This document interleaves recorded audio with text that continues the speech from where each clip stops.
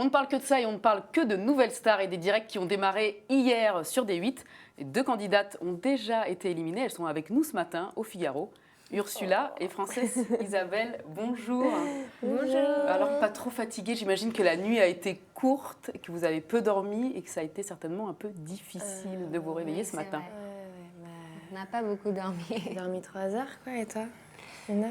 1 heure. Ouais, voilà. Vous vous sentez comment, quelques heures après cette élimination un peu brutale, j'imagine? Fatiguée. Ouais, je me sens fatiguée, mais en même temps, je réalise pas trop. Enfin, genre, c'est Ça trop va bizarre. venir. C'est vraiment trop bizarre. On est des zombies là.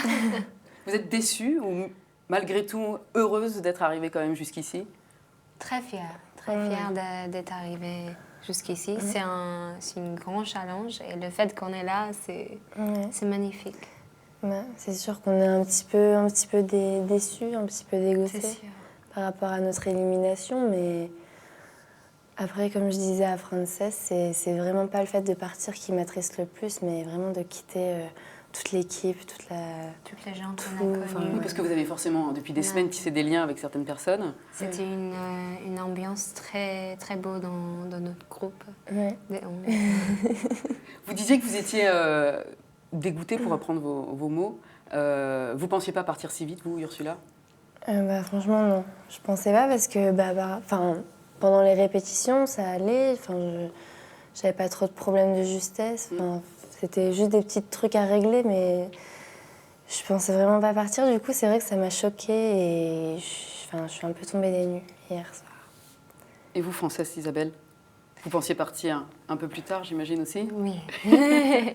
Il faut rappeler que donc, vous n'avez que 20 ans, que vous êtes américaine d'origine, ça fait 6 mois que vous êtes à Paris, et que vous aviez failli ne pas du tout aller au Prime. Oui. Vous avez été repêchée juste avant l'épreuve du feu qui a eu lieu la semaine dernière. Exactement. Oui. Et malheureusement, ça s'arrête pour vous Mais c'est aussi ça, vite. Ce que vous venez de dire, c'est ça qui fait beaucoup plus de plaisir en moi, c'est que savoir que je suis une Américaine qui est venue si loin, je pense pas que ça arrive très souvent.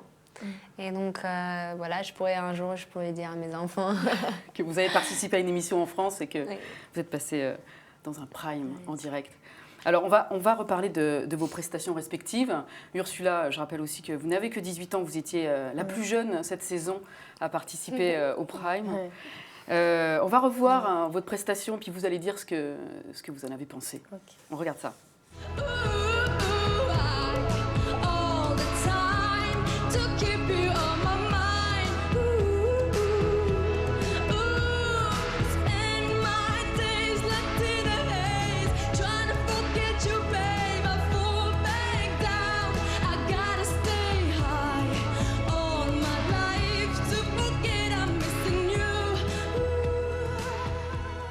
Qu'est-ce que ça vous fait de réécouter et revoir ce que vous avez fait? C'est très très bizarre. Parce que J'arrive pas encore à réaliser ce qui s'est passé. Enfin, sur le moment, c'était dingue. Tu penses à rien en fait. Tu penses qu'à ta prestation, qu'à tes émotions. Et du coup, me dire que ce que j'ai fait, et l'élimination, tout ça, ça me fait. vous n'avez pas senti qu'il y avait quelque chose qui n'allait pas? Parce qu'on rappelle que vous avez eu 3 rouges du jury et un bleu de André Manoukian, et un rouge du public aussi. Manoukian parlait d'imprécision, du fait que c'était un peu inégal. Sinclair a mis en avant le fait que vous avez fait des faussetés, que ça sonnait faux parfois. Vous l'avez senti, vous, quand vous avez chanté? Non, j'ai pas êtes du pas du tout tout rendu senti les notes, mais bon, après c'est un problème majeur parce que c'est vrai que quand on est artiste, c'est très important de chanter les bonnes notes. Mais c'est vrai que j'ai eu un problème aussi pendant les répétitions par rapport à ma voix parce que j'essayais de forcer et du coup de donner trop d'intention. Yarol l'a mis en avant, hein. Vous étiez fatiguée pour lui et c'est peut-être pour ça que vous vous êtes plantée. C'est aussi votre sentiment? Je pense que c'est ça. Et puis le trac aussi, le stress, puis le public qui est dans la salle, c'est vrai que ça fait beaucoup. Et l'épreuve du feu la semaine dernière, ça vous a un peu aidé pour affronter le Prime là, hier soir? L'épreuve du feu, oui, vraiment, Ça vous a permis d'être déjà un peu consciente de ce qui allait se passer? En fait. Ouais, ça m'a motivée et ça m'a donné une idée de ce que c'était un Prime. Et du coup, je regrette rien, mais je suis un peu déçue quand même. Alors, on va parler de votre prestation, Frances Isabelle. Vous, ça a été un peu compliqué, parce que pour le coup, on a vu le visage des jurés les uns après les autres pendant votre prestation. Vous aviez l'air, vous, de vous éclater un maximum, et eux, ils avaient l'air de faire un peu la tête. Donc, je vous propose qu'on revoie un extrait de ce que vous avez fait. Oui.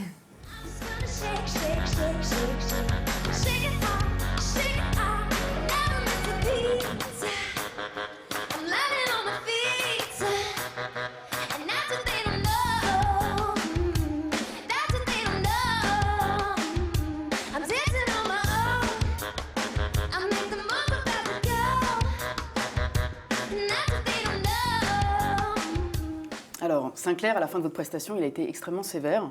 Oui. Il a dit que c'était une terreur au niveau des oreilles. Et vous, quand vous avez vu les 4 rouges s'aligner, vous avez l'air surprise, comme si vous ne vous attendiez pas à ça et que vous estimiez, vous, avoir fait une bonne prestation. Qu'est-ce qui s'est passé, en fait? En fait, ce qui s'est passé, c'est que c'était pas bien démarré au début. Donc, mais c'est pas évident quand ça se démarre pas très bien. Parce qu'au bout de moment, tu ne sais pas si tu dois t'arrêter tout de suite et dire non, je reprends, c'est mon opportunité. Oui, parce qu'il vous a reproché, Sinclair, de ne pas vous être récupéré en fait en cours de route et de ne pas avoir réajusté un peu vos faussetés. Oui, mais justement, c'est une chanson qui n'est pas faite pour le chance de récupérer. Oui, parce qu'elle va très vite, ça ne s'arrête jamais, on a l'impression. Et elle est très difficile aussi. Si on essaye de récupérer, on risque l'opportunité de louper plus. D'accord. Donc, dans le moment, dans les 3 minutes de chanson, il faut que tu te penses toi-même, est-ce que j'arrête là tout de suite? Ou est-ce que je continue et je vais faire ce que je peux faire? Je vais tout donner. Mais dans quel état vous étiez quand vous chantiez? Vous vous rendiez compte qu'il y avait quelque chose qui n'allait pas ou pas? En fait, ce qui s'est passé, c'est que j'ai regardé le jury. Et le moment que j'ai regardé le jury, j'ai vu enlever les trucs. I'm like, and I was like, oh my God, like, toutes ces choses sont passées dans ma tête, like, c'est, you know. Et donc, j'ai tourné ma tête et j'ai juste regardé le public après. Et ça m'a beaucoup aidée, parce que eux, ils étaient vraiment dedans et ça m'a beaucoup... Et ça vous a permis d'assurer jusqu'à la fin. Assurer jusqu'à la fin, voilà. Vous l'avez trouvé sévère, Sinclair, malgré tout? Je pense que en tout, je m'attendais pas que ça soit si sévère. C'était très sévère, mais c'est le jeu. Qu'est-ce qu'on peut vous souhaiter pour la suite? Moi, j'espère que je vais continuer de faire de la musique, d'écrire un petit peu et puis d'aller sur scène. Quoi. Je veux vraiment... C'est vraiment ça qui me fait plaisir. Vous faites des études, hein, c'est ça, à Paris? Oui, j'ai fait des études, mais maintenant, en fait, je prends 6 mois de break. Voilà. Oui, je prends 6 mois de break et en fait, c'est un peu bien comme ça. C'est triste que j'arrête avec la Nouvelle Star parce que c'était beau le moment, mais c'est aussi, j'ai hâte beaucoup pour pouvoir chanter en français maintenant, faire des chansons moi-même, travailler sur mon album. Vous avez un album en préparation? Vous voulez faire produire un album? Oui. D'accord. Eh ben, on vous souhaite bonne chance pour la suite de vos aventures. On retrouvera vos prestations sur d8.tv. On suivra vos parcours respectifs sur les réseaux sociaux. Et puis, nous, on se retrouve très vite sur le Figaro TV.